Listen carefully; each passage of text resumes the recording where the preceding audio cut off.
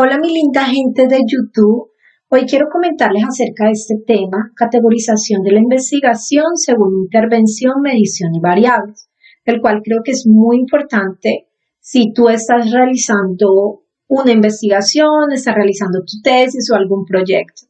Porque cuando categorizamos nuestro proyecto, nuestra investigación, esto nos va a permitir seleccionar esos métodos adecuados para recolectar y analizar datos, controlar variables relevantes y asegurar la validez de los resultados.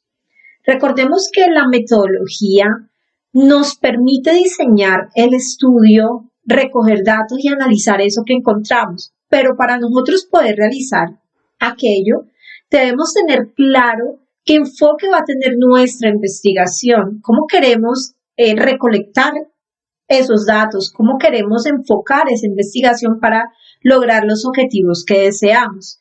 Entonces es importante saber los tipos de categorización de la investigación y lo que yo deseo enfocar en ese proyecto para lograr la meta que deseo.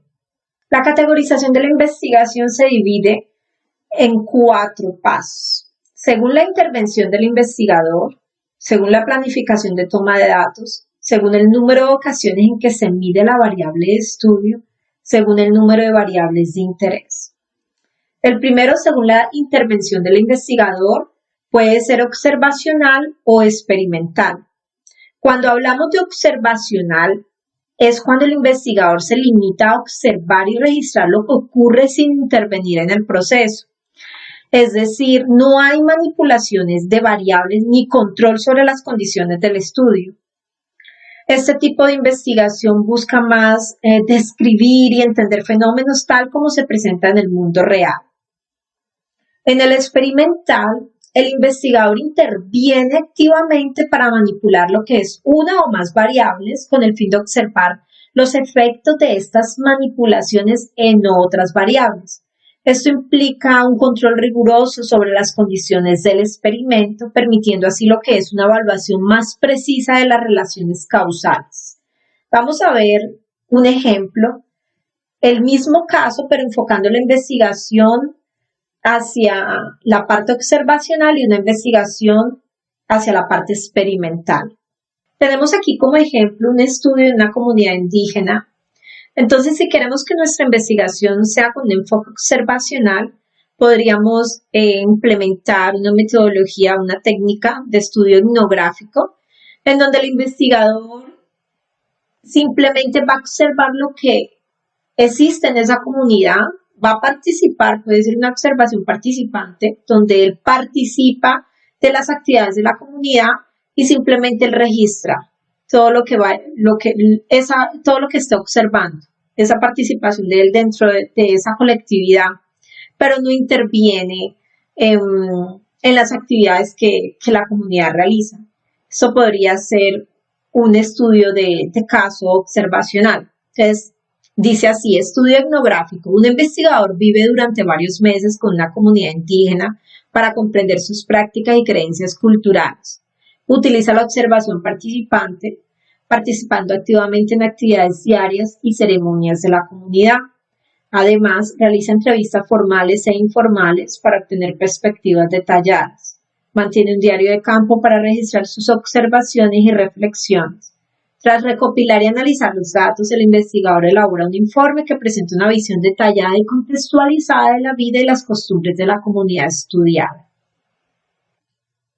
En el caso experimental, tiene relación con parecido al mismo caso observacional, aquí lo que va a hacer es que se va a dividir la comunidad en 2 grupos y se va a analizar esos 2 grupos. En uno va a recibir lo que es intervención cultural y en otro actúa como grupo de control sin intervención, entonces se va a comparar ese impacto. Aquí ya hay un experimento, pero se llama experimental. Dice así, se realiza un estudio experimental para evaluar el impacto de una intervención cultural en una comunidad indígena. La comunidad se divide en 2 grupos. Uno recibe la intervención cultural como talleres o programas educativos sobre prácticas tradicionales y el otro actúa como grupo de control sin intervención. Se recopilan datos sobre prácticas y creencias culturales antes y después de la intervención. Se compara el impacto entre ambos grupos para determinar si la intervención produjo cambios significativos. El estudio proporciona evidencia sobre la efectividad de la intervención cultural en modificar prácticas y creencias dentro de la comunidad. Según la planificación de tomas de datos, tenemos retrospectivo y prospectivo. Retrospectivo, el análisis se centra en eventos o datos que ya han ocurrido. El investigador recoge y examina datos de situaciones pasadas para identificar lo que son los patrones, tendencias o relaciones. El prospectivo, en contraste con el retrospectivo, este se enfoca en eventos futuros. Es decir, el investigador planifica y sigue a los sujetos a lo largo del tiempo, recolectando lo que son datos a medida que se desarrollan los eventos. Vamos a ver el ejemplo. Tenemos un estudio sobre un programa de actividad física. En el retrospectivo vamos a analizar datos históricos. Entonces dice así el caso. Se evalúa el impacto de un programa comunitario de actividad física en la salud cardiovascular utilizando datos históricos. Se revisan registros de salud de una comunidad que participó en el programa hace 2 años, comparando mediciones de presión arterial, colesterol e índice de masa corporal, antes y después del programa. También se recopilan datos similares de un grupo comparable que no participó en el programa. El análisis compara los cambios en la salud cardiovascular entre ambos grupos para determinar si el programa tuvo un impacto significativo.